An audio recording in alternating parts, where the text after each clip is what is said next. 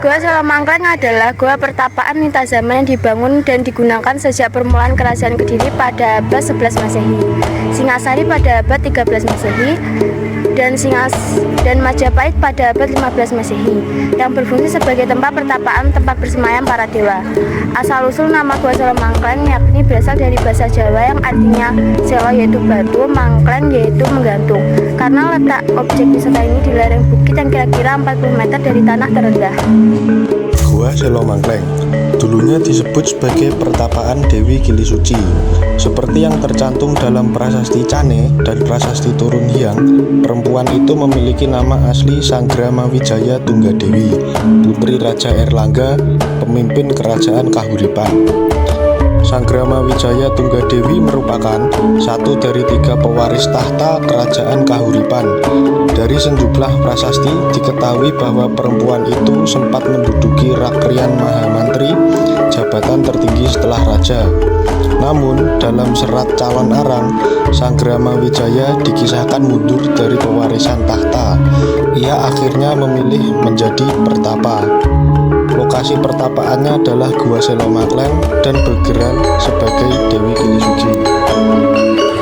Gua Selomangkleng Kediri merupakan gua buatan yang menghadap ke arah timur dan mempunyai 2 pintu masuk yang berdampingan. Pada dinding luar dekat pintu masuk sebelah utara terdapat sebuah relung. Relung tersebut dikelilingi oleh pahatan berupa hiasan awan. Sedangkan antara mulut gua dan relung terdapat hiasan berupa saluran dengan bentuk segitiga tumpul. Gua ini mempunyai 2 ruang besar, yaitu ruang 1 berada di selatan dan ruang 2 di sebelah utara. Antara ruang 1 dan ruang 2 terdapat pintu penghubung yang berbentuk melingkar. Di tengah-tengah lantai belakang terdapat stela atau sandaran arca dengan arca yang menyatu pada dindingnya.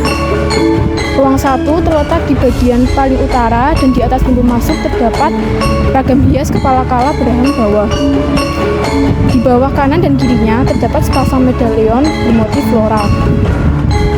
Dalam ruangan ini terdapat sebuah patsamana atau lapik arca dewata bermotif bunga teratai dan 2 sandaran arca atau stela yang dipahatkan di dinding sisi utara, dilengkapi ruang lampu penerang berupa relung kecil yang disangga makhluk mitologi dengan kedua tangannya, dan dulunya dipakai menaruh alat penerang minyak. Sementara di ruang Gua 2 terdapat relief tokoh Garudea yang bertarung dengan seekor naga. Dan di sisi barat terdapat bangunan persegi panjang membujur dari utara selatan yang menyerupai tempat duduk bale-bale, dan di atasnya terdapat pahatan aksara Jawa kuno bergaya kuadrat. Di ruang Gua 3 menampilkan pahatan sekitar Gunung Klotok, terdapat relief area penguburan terbuka atau kesetra yang digambarkan berupa tanah melereng dengan bongkah batu dengan rambut tergerai, jasad dengan kulit dada mengelupas hingga terlihat tulang-tulang rusuknya, dan jasad-jasad tinggal tengkorak.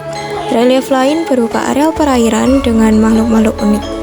Ruang Gua 4 terletak di bagian paling selatan, dilengkapi dengan tangga dan pipi tangga karena posisi lantai ruangan dibuat lebih tinggi.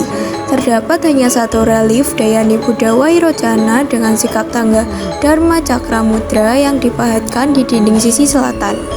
Karena kisahnya, gua ini menjadi sakral. Saking sakralnya, gua ini memunculkan banyak mitos di masyarakat. Di antaranya adalah kutukan para perawan Kediri yang menikah di usia lanjut dan pasangan kekasih yang tiba-tiba putus cinta setelah berkunjung ke gua. Mitos ini dikaitkan dengan perjalanan hidup Dewi Gili Suci yang cantik jelita, namun tidak menikah hingga akhir hayatnya.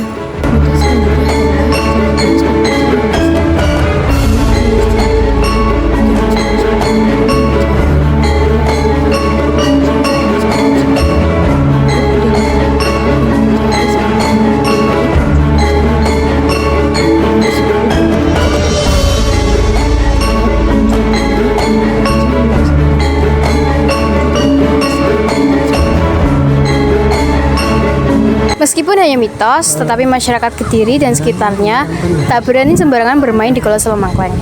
Selain menghormati sebuah tempat pertapaan, gua ini merupakan peninggalan sejarah yang tetap harus dilestarikan. Sekian video penjelasan mengenai Gua Selomangkleng dari kelompok 7. Terima kasih sudah menonton.